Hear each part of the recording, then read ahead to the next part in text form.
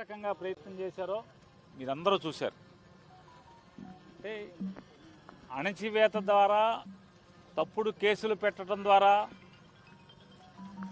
న్యాయశాస్త్రంలో లేకపోతే న్యాయశాస్త్ర ప్రొసీజర్స్ అంటే లీగల్ ప్రొసీజర్స్లో ఏమేమి లొసుగులు ఉన్నాయో, ఎలా దాటవేయచ్చో, ఎలా అవతల వాడిని ఏడిపించవచ్చో ఇట్లాంటివన్నీ కూడా చేస్తూ మరి ఇంతకు తీసుకొచ్చారు.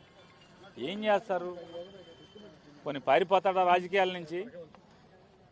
మీరు చేసినటువంటి వేధింపుల వల్ల, అక్రమ కేసుల వల్ల, అక్రమ నిర్బంధాల వల్ల,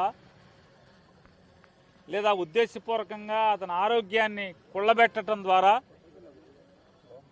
ఏం చేస్తారు? రాజకీయ జీవితం నుంచి, ప్రజా జీవితం నుంచి, గన్నవరం రాజకీయాల్లోంచి, గన్నవరం ప్రజలకి సేవ చేయడంలోంచి ఏమైనా పారిపోతాడా? పారిపోడు కదా. ఏం సాధించారు? ఏం సాధించారు?